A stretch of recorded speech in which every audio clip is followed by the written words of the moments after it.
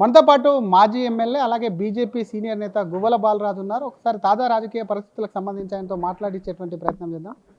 Sir, మీరేమో ఒకవైపు ధర్నా చేస్తామంటున్నారు, ఇది ప్రజావంచన పాలన అంటూ. కాంగ్రెస్ నేతలు డైరెక్ట్గా మిమ్మల్ని క్వశ్చన్ చేస్తున్నారు, ఎందుకు అసలు మీరు ధర్నా చేస్తున్నారు? ఒకవైపు మూసికి నిధులు తెచ్చారా, ఇంకోవైపు మెట్రో రెండో దశ పనులు తీసుకొచ్చారా, ఏదన్నా సెంట్రల్కు సంబంధించినటువంటి ఇన్స్టిట్యూట్ ఇక్కడ పెట్టారా? అసలు బీజేపీకి అసలు మా మీద మాట్లాడేటువంటి నైతిక హక్కు లేదని చెప్పి నిన్న ఆది శ్రీనివాస్ కానివ్వండి ఇంకొంత కాంగ్రెస్ నేతలు కూడా మాట్లాడింది. దానికి ఏం చెప్తారు? ఈరోజు ఎవరికి హక్కు లేదు, ఎవరికి అధికారం అప్పచెప్పిన ప్రజలు అనే విషయం పైన చర్చ జరగాల్సినటువంటి అవసరం ఉంది. తెలంగాణ ప్రజలు రేవంత్ రెడ్డి గారి కల్లబొల్లి మాటలకు కన్ఫ్యూజ్ అయ్యి కాంగ్రెస్ పార్టీని మార్పు మార్పు మార్పు అంటే నమ్మి మోసపోయి ఓట్లేసి గెలిపించడం జరిగింది. గెలిచిన వారికి బాధ్యత ఉంటుందా? ఈరోజు ప్రధాన ప్రతిపక్ష పార్టీగా భావిస్తున్నటువంటి బీఆర్ఎస్ కంటే ఎట్లాగో బాధ్యత లేదు. గెలిచిన పార్టీకి బాధ్యత ఉంటుందా, లేదంటే మేము కేవలం 7-8 స్థానాలకే పరిమితమైనటువంటి మాకు బాధ్యత ఉంటుందా? ప్రజలకు తెలుసు. అయినప్పటికీ ఒక బాధ్యత కలిగినటువంటి పార్టీగా ప్రజా సమస్యలను ఎప్పటికెప్పుడు ఉటంకిస్తూ పోరాటాలు చేస్తున్నప్పటికీ వీరు ఏ రకమైనటువంటి ఎదురు దాడి వారికి ఉన్నటువంటి డబ్బుతోన కానీ, లేదంటే వారికి ఉన్నటువంటి ప్రజలను గందరగోళానికి గురి చేసి అనవసరమైనటువంటి భాషలు వాడుతూ అదే భాష పైన చర్చ జరుపుతూ ప్రజల గురించి పట్టించుకోకుండా ఉన్నటువంటి ఈ ప్రభుత్వానికి బాధ్యత శక్తి ఉంటుందా? ఈ తెలంగాణ సమాజానికి మేలు చేసేది, లేకుంటే మాకు బాధ్యత ఉంటుందా? ఒక సమాధానం చెప్పాల్సినటువంటి అవసరం ఉంటుంది. కానీ బాధ్యత కలిగినటువంటి భారతీయ జనతా పార్టీగా మేము ఎప్పటికప్పుడు ప్రజా సమస్యలను లేవనెత్తా ఉన్నాం, పోరాటాలను చేస్తూ ఉన్నాం. పట్టించుకోకుండా ఎన్ని చెప్పినా కానీ వినకుండా, ప్రజలకు ఇచ్చినటువంటి హామీలను నెరవేర్చకుండా, ప్రజల కోసం ప్రజల నుంచి సేకరించినటువంటి భూములకు నష్టపరిహారం చెల్లించకుండా ఈరోజు 4th సిటీ పేరిట భ్రమలో ఉంచి పబ్బం గడుపుకునేటువంటి ప్రయత్నం చేస్తున్నటువంటి ఈ రేవంత్ రెడ్డి గారి ప్రభుత్వానికి కనువిప్పు కలిగే విధంగా ఒక గొప్ప ధర్నా, ఇది ప్రజాస్వామ్యబద్ధంగా ధర్నా చేసి మేము ప్రజలను మేలుకొల్పుతాం, ప్రజలను ఉద్యమంలో భాగస్వాములను చేస్తామంటే ఎందుకు కాంగ్రెస్ పార్టీ స్పందిస్తుంది, ఎందుకు భయపడుతుందో నాకైతే అర్థం కావడం లేదు. కానీ స్పందిస్తున్నటువంటి ఎవరికి కూడా పెద్దగా అవగాహన ఉంది, స్టేచర్ ఉందని మాత్రం నేను అనుకోవడం లేదు. అట్లని ముఖ్యమంత్రి రేవంత్ రెడ్డి గారికి స్టేచర్ ఉందని కాదు, కానీ ప్రజలు ముఖ్యమంత్రిగా అవకాశం ఇచ్చిండ్రు కాబట్టి రేవంత్ రెడ్డి గారు సమాధానం చెప్పాల్సినటువంటి అవసరం ఉంది. ఎందుకంటే ఎక్కడికి వెళ్తే అక్కడ నేనే ఎమ్మెల్యేని అనుకోండి, నాకు గెలిపియండి, నన్ను ఆశీర్వదించండి, నేను కింది నుంచి వచ్చిన ఒక మామూలు కుటుంబం నుంచి వచ్చినని మాట్లాడతారు. ఇంకో దగ్గరికి పోయినప్పుడు మా అయ్య పోలీస్ పటేల్, మా తాత పోలీస్ పటేల్, మాకు ఏది కింద భూమి మీద నడవడమే తెలియదు అన్నట్టుగా ఇంకో దగ్గరికి పోయి మాట్లాడతారు. ఇంకో సందర్భంలో మేమంతా ఫ్యాక్షన్ కుటుంబం నుంచి వచ్చినాం చెప్పుకోవడానికి మొహమాటం ఏం లేదు, అది రాయలసీమలో ఉన్న దానికంటే ఎక్కువ ఫ్యాక్షన్ ఉన్నది, ఆ ప్రాంతం నుంచి వచ్చినాం కాబట్టి మేము కూడా ఫ్యాక్షన్ చేయాల్సి వచ్చినప్పుడు తప్పని పరిస్థితుల్లో విరమించుకున్నామని ఏదో పెద్ద పొడిసినట్టుగా వారు మాట్లాడుతూ ఉంటారు. నాకు తెలిసి ఈ సామాజిక స్పృహ ఉన్నటువంటి నాయకుడు మాత్రం రేవంత్ రెడ్డి గారు కాదు. కాబట్టి రేవంత్ రెడ్డి గారు ఈరోజు బాధ్యత వహించి ఇచ్చినటువంటి 6 గ్యారెంటీలు హామీలను నెరవేర్చే దానిపైన దృష్టి పెట్టాలి తప్ప 2 సంవత్సరాల సమయం అయిపోయింది, ఇంకా ఇప్పుడు మళ్ళీ కొత్త డ్రామాకు తెరలేపినరు. రైజింగ్ తెలంగాణ విజన్ 2047 ఈ కలబొల్లి మాటలతోన ప్రజలు ఇప్పుడు వినట్టుగా చూసి చూడనట్టుగా ఉంటారేమో.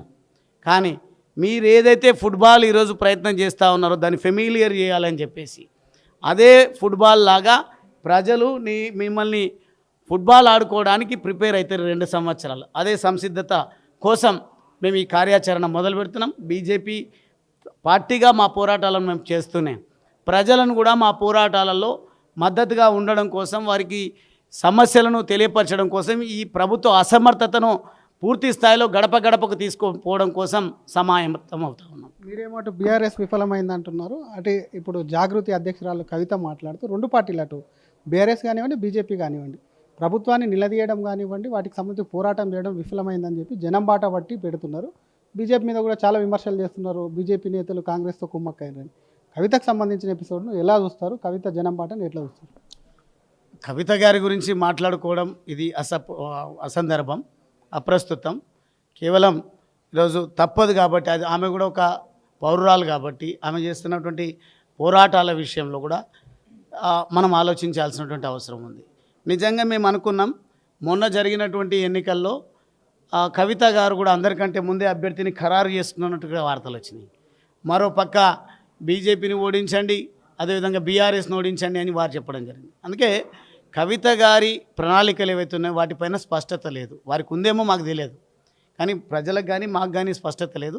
ఏ పార్టీ గురించి ఆలోచించే సమయం కూడా ఈరోజు భారతీయ జనతా పార్టీకి దేశాన్ని విశ్వగురుగా మార్చేటువంటి ప్రయత్నంలో ఉన్న మాకు అంత సమయం లేదు. కానీ ఖచ్చితంగా ప్రజా సమస్యల విషయంలో మేము ఎంత బిజీగా ఉన్నా, ఎంత పెద్ద బాధ్యతలను మోస్తున్నా, క్షేత్రస్థాయిలో ప్రజా సమస్యలను పరిష్కరించి కొట్లాడి సాధించే విషయంలో మాత్రం దమ్మున్నటువంటి ఏకైక పార్టీ భారతీయ జనతా పార్టీ. కాబట్టి మా నాయకుడు రామచంద్రరావు గారి నాయకత్వంలో మేము మహాధర్ణ చేపట్టబోతా ఉన్నాం. మహాధర్నతో ఆగే ప్రసక్తే లేదు.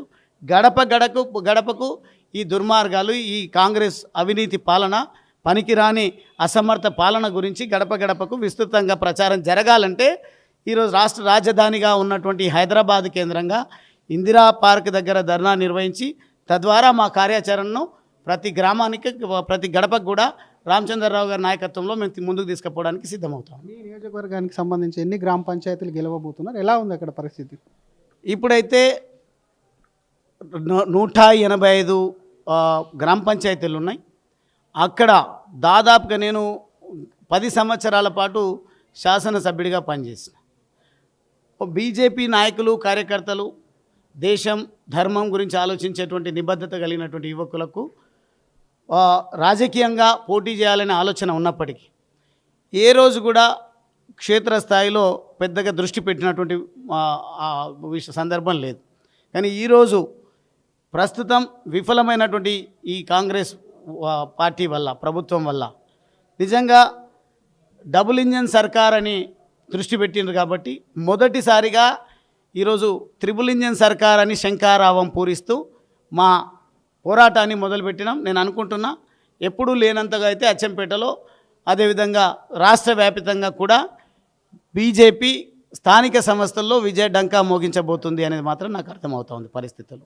Thank you sir. ఇది అసలు అచ్చంపేటే కాదు, బీజేపీ రాష్ట్ర వ్యాప్తంగా కూడా చెప్పుకోదగ్గటువంటి స్థానాలు కూడా పంచాయతీ ఎన్నికల్లో వస్తాయని చెప్పింది. ఒక పక్క అసలు కాంగ్రెస్ నేతలు ఆ బీజేపీ బీజేపీ మీద కామెంట్ చేసేంత స్ట్రేచర్ ఉన్నటువంటి నేతలు కాదు. ఇది ప్రజా వంచన పాలనే. దానికి సంబంధించి కూడా ఆదివారం రోజు నిర్వహించేట ఇందిరా పార్క్ ధర్నాకు కూడా, మహాధర్నతో కూడా కాంగ్రెస్ పార్టీ మెడల్ ఉంచుతాం, అక్కడికి పెద్ద ఎత్తున కూడా తరలి రావని కోరుతూనే ఇంకో పక్క పంచాయతీ ఎన్నికలకు సంబంధించి కూడా భారీగా కూడా విజయం సాధిస్తాం. ఇంకో పక్క కవితకు సంబంధించి కూడా బీజేపీ బీఆర్ఎస్ పైన విమర్శలు చేస్తుందంటేనే ఆమె వెనకాల ఎవరున్నారో కూడా అర్థం చేసుకోవచ్చు. కాబట్టి కవిత ఎపిసోడ్ మీద పెద్దగా మాట్లాడాల్సిన అవసరం లేదంటూ కూడా మాజీ ఎమ్మెల్యే గువ్వల బాలరాజ్ అంటున్నారు. కెమెరామ్యాన్ గజబ్తో Sridhar RT, Hyderabad. Local to global news at your finger tips. మీ చేతిలో ఒక ఆయుధం. Download Raw TV app. Media legend Ravi Prakash is back.